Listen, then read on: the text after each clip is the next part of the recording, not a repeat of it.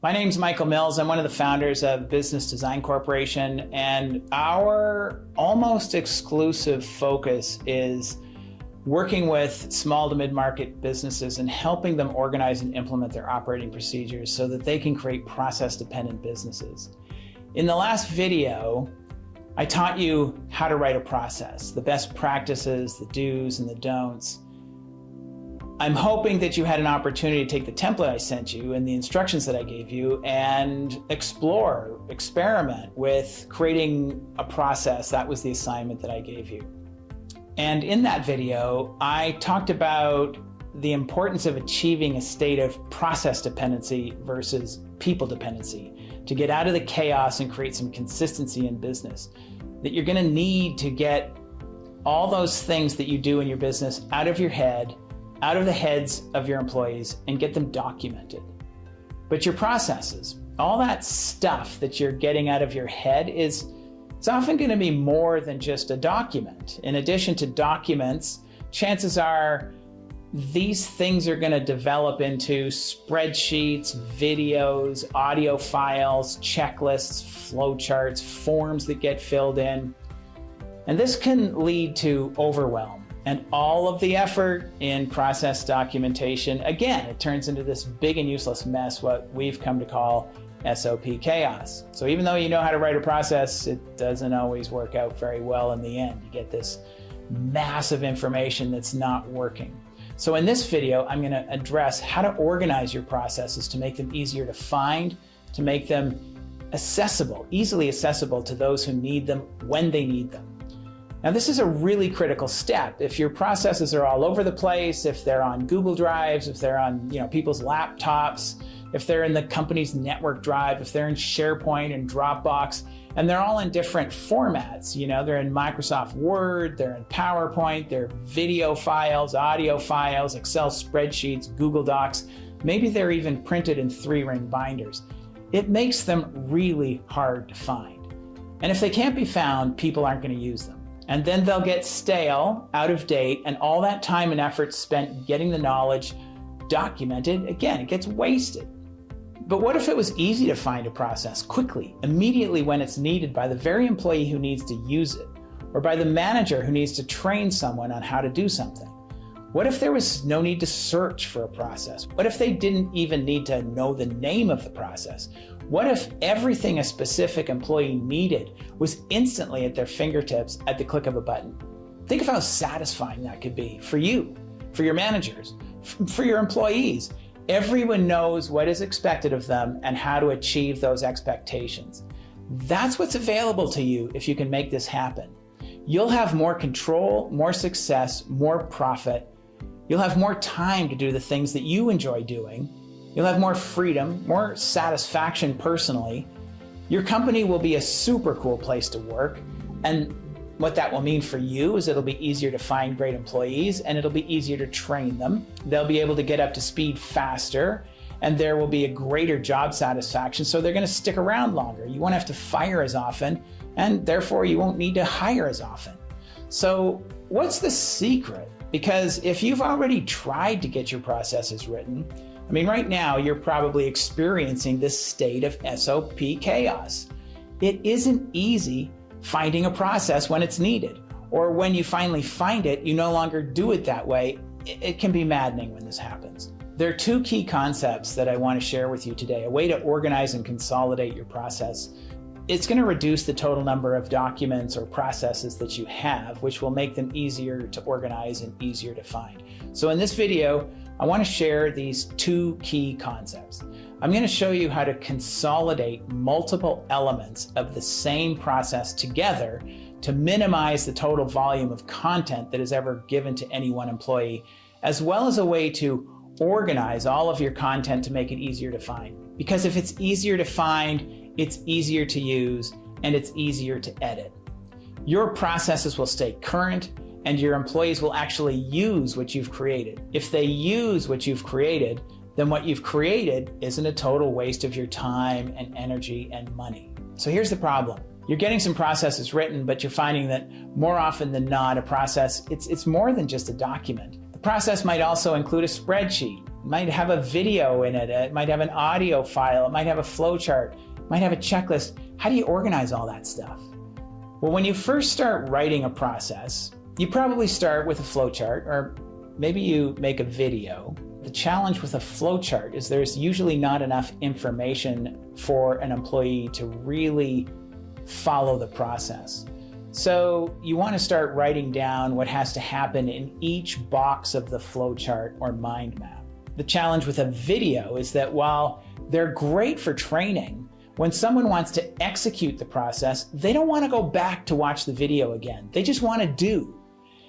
Now, maybe they remember the first few things of the process from the video, but say, for example, they've gotten to the fourth step that has to happen in that process. And it's just been my experience that they're not going to bother watching the video again, trying to find out how to do that fourth step. So they're just going to make it up. They're just going to say, well, I think you do this.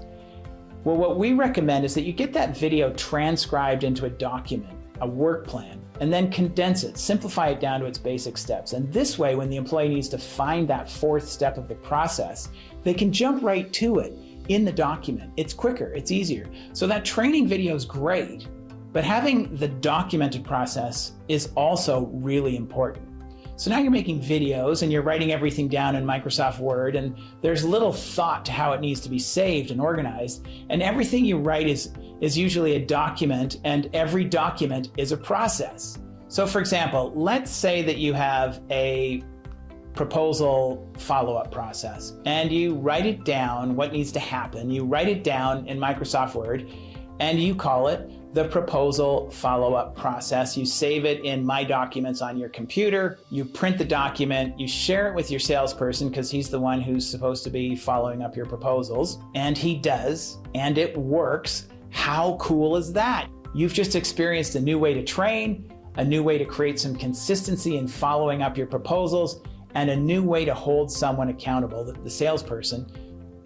He now knows how to follow up proposals. There are no excuses. But then you think, it'd be really cool to have a checklist that the salesperson could complete so we can track where the salesperson is with each proposal he's following up. So you create another document and you make it into a checklist in Microsoft Word, and you call this process the proposal follow-up checklist. So now you have two processes. You've got the proposal follow-up process and you've got the proposal follow-up checklist. But your salesperson isn't filling out the checklist properly. And you remember something that you've read, that if it's not written down, you can't expect someone to remember how to do it, and you can't really hold them accountable for doing it because you don't have it written down. So you say to yourself, aha, I need a process for how to complete and save the checklist and what to do with it after the checklist is completed. So now you write another process for how to complete the proposal follow-up checklist. Now you have three processes. You've got the proposal follow-up process, you've got the proposal follow-up checklist, and you've got this new document that you just created called How to Complete a Proposal Follow-Up Checklist. Okay, and then you think, what'd be really cool is if you had an audio, maybe you role play a sample sales follow-up call and create an audio file that a salesperson could listen to so that they could hear how it needs to be done, how the master does it. Great. Now you have four processes. You've got the proposal follow-up process, you've got the proposal follow-up checklist, you've got how to complete a proposal follow-up checklist, and you've got the proposal follow-up audio sample. And then you think, I need a spreadsheet to track these proposals. And I'm going to call this the proposal follow-up tracking spreadsheet. That way, you and your salesperson can be on top of all the proposals that are out there. So can you see where this is going?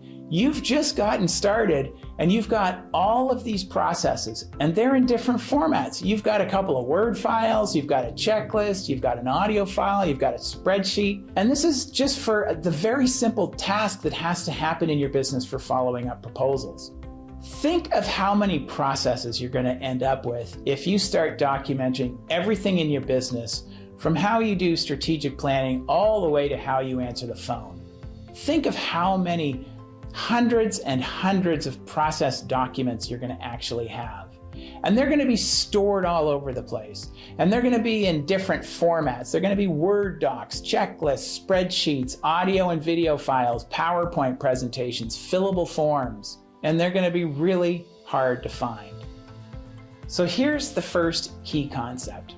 You want to consolidate all of these related files, these documents, the checklists, the spreadsheets, the video, audio files, consolidate them all under one process name.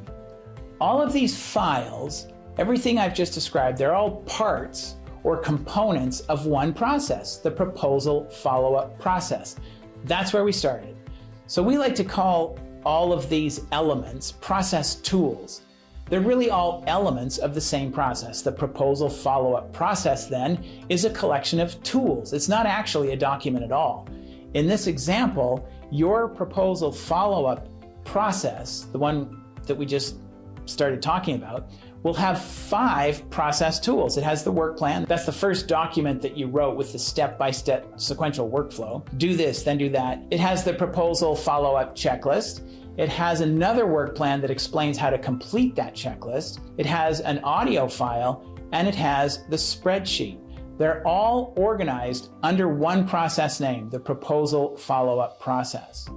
Consolidating all of the different elements of your processes under a process name is going to drastically reduce the total number of processes that you'll have in your business, which will mean it will be much easier for you, your employees, and your managers to find what they're looking for. The second key concept concerns the organization of all of the content you're creating.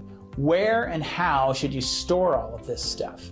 Well, we recommend that you create folders for the 4 key functions of your business. And we recommend that you create 4 separate folders because there are really only 4 things that are happening in a business. You've got to get the business. So this folder is going to house all of your sales and marketing processes. You've got to do the business, and this folder is going to house all of your client fulfillment and customer service processes. Think of all the things that you directly do for your clients, everything that you do to deliver on the promise that you made in the sales process. You've got to run the business. In this folder, you're going to store all of the processes that are going on behind the scenes, processes for administration and finance, human resource type processes for hiring, onboarding, firing, things like that. And then some of your IT processes like backing up your computers. And finally, your 4th folder, you've got to guide the business from where you are today to where you want to get to. So in this folder, you're going to save the processes that you write for strategy and management. Now I have a set of sample processes organized in these 4 key functions. If you'll see below, there's a button and you can download a spreadsheet of these process names and their objectives. The spreadsheet has 4 separate worksheets, one for each of the 4 functions that I just identified. And in each worksheet, there's a pretty extensive sample list of process names with their descriptive objectives. You don't need all of these processes. Some of them won't even make sense to you depending on the size of your company. But the concept of consolidating your process tools under one process name and organizing them into 4 key functions, it's a simple concept, but it is super valuable. Okay, in the first video, I told you that to have a process-dependent business, to get out of the chaos and create some consistency, you need to implement processes, and I showed you how to write processes, the do's and don'ts, the basics. But your processes are often more than just a document. They could include spreadsheets, videos, all those other elements, and that leads to overwhelm, and all of that effort in process documentation turns into this big and useless mess. In this video, I showed you how to address that issue, consolidating all of the relevant process components under one process name to minimize that mess, and then organizing them into 4 folders, the 4 key functions that happen in a business. So now that you have a bunch of processes written and you've got them consolidated and organized, how do you make them easily available to your employees? Not everyone needs everything, right? If employees need to spend time hunting for their processes, they're going to get frustrated. And if they can't find the processes that they need quickly, immediately as they need it, they're not going to bother.